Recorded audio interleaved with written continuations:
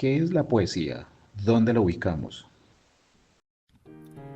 La poesía es una de las principales manifestaciones de la literatura, es decir, de la escritura con una finalidad artística. Casi siempre se escribe en verso. Los versos pueden tener rima y métrica o pueden ser libres en extensión y sonoridad. Durante mucho tiempo, la poesía fue inseparable de la música. Los poemas eran textos concebidos para ser cantados o recitados con acompañamiento instrumental, que podía ser una lira en la antigüedad grecorromana, una vihuela o laúd en la Edad Media, una guitarra o más modernamente un piano. Con esta finalidad fueron escritos los primeros grandes poemas de la literatura occidental, la Ilíada y la Odisea, atribuidos a Homero 800 años antes de nuestra era. Los primeros poemas líricos en los que el poeta expresa sentimientos personales fueron escritos por la poetista griega Safo y por Anacreonte, también griego, entre los años 600 y 500 antes de nuestra era. En la Edad Media, los romances, que son poemas narrativos, eran cantados o recitados por juglares. Solo a partir del Renacimiento, en el siglo XVI, el texto poético comienza a emanciparse de la música y a ser considerado un género artístico independiente. Bienvenidos a su canal Versos entre líneas, un espacio para el arte, la cultura y el pensamiento. Charlas, entrevistas, declamaciones en vivo y mucho más. Una iniciativa de la Asociación Parnassus Editorial, bajo la dirección de Diego Andrés Martínez Índico. Pose métrica. En muchos poemas, los versos tienen una extensión definida que se mide en número de sílabas. La poesía narrativa, como el romance español, tiene versos de 8 sílabas u octasílabos. En cambio, una forma poética lírica, como el soneto, presenta versos de 11 sílabas o endecasílabos.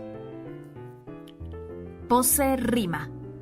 La rima es la repetición de un grupo de letras al final de 2 o más versos. La rima aporta ritmo al poema y puede ser consonante o asonante.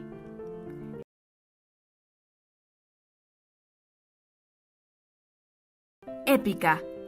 La poesía épica o epopeya es la que narra las aventuras y hazañas de los héroes. Son ejemplos: la Ilíada de Homero, los cantares de gesta medievales, como el Cantar del Roldán, el poema del Mío Cid o el Romancero del Cid, entre otros. Lírica. En este tipo de poesía el autor expresa sentimientos íntimos personales. Humorística.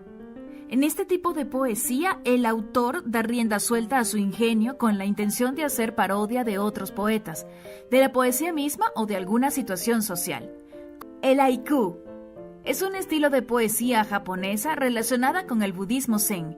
Está compuesta de estrofas muy breves de solo 3 versos. Su principal representante es el poeta japonés Matsu Basho, 1644-1694.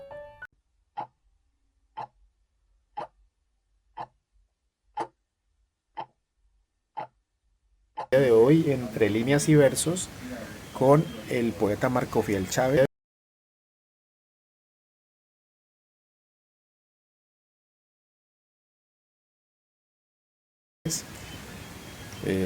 Aquí tenemos una discusión con él sobre cómo escribir poesía. ¿Se aprende, no se aprende, se hace, no se hace, o simplemente es una inspiración? Que no es que haya un lenguaje poético, sino que el poeta tiene una virtud como el que está soñando. Eso que está soñando uno no es de uno. El lenguaje poético es una especie de lenguaje prestado por no sé quién al poeta, y él no hace otra cosa sino trasladar esas palabras, encadenarlas. Me parece que es un trabajo que es más del inconsciente, como si una persona estuviera escribiendo, pero no estuviera sino dormida. Entonces, eso que estudia Freud como inconsciente es precisamente el lenguaje que tiene el poeta. El poeta no tiene otro lenguaje sino ese lenguaje inconsciente.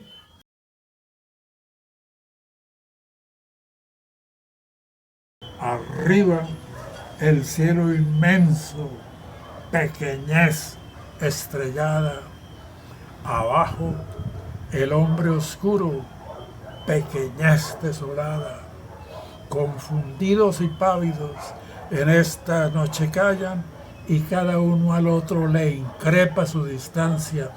Yo sé que en las represas soledades del alma envejece una estrella que casi es una lágrima, y sé que estoy más solo que un dolor sin palabras, que un niño a la intemperie o una noche sin lágrimas. Yo lo decía que ni siquiera estando viva o felita me podía dar la compañía que me dan estos versos de Antonio Llanos, que para mí es uno de los grandes poetas del idioma. Y aquí, desgraciadamente, en Cali, nunca han sabido valorarlo ni tenerlo como lo que es. Si algo ha tenido de extraordinario Cali, es Antonio Llanos. Lo conocí, fui su alumno y aún me resuena en el alma todo lo que me pudo enseñar a la orilla del río, de arriba para abajo y de abajo para arriba, y él diciéndome toda la belleza del idioma, enseñándome qué era la poesía.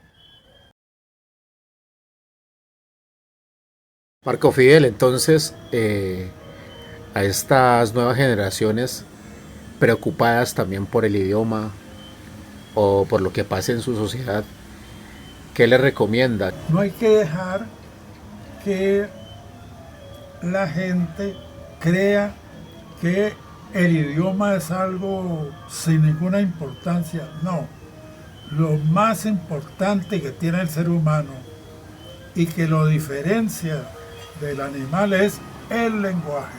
Ahí es donde se da uno cuenta del valor de la poesía, del valor del lenguaje filosófico, del valor de la cultura. Uno prefiere no hablar, callar y recordar. Porque cuando uno recuerda, está recordando con qué, con el lenguaje. Uno no recuerda porque sí. Y cuando uno ha tenido una persona maravillosa como es en mi caso, de amigos, de mi esposa,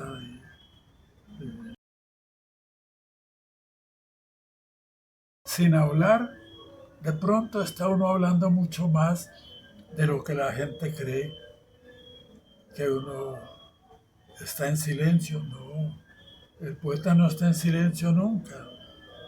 Él está hablando a veces consigo mismo. Y no es que está mal de la cabeza, ¿no? Sino que el recuerdo es la fuente de la poesía. Si uno no tiene que recordar, yo los recuerdo a ustedes, por ejemplo, y eso a mí me llena la existencia. Así que ese es el premio que ustedes me dan a mí.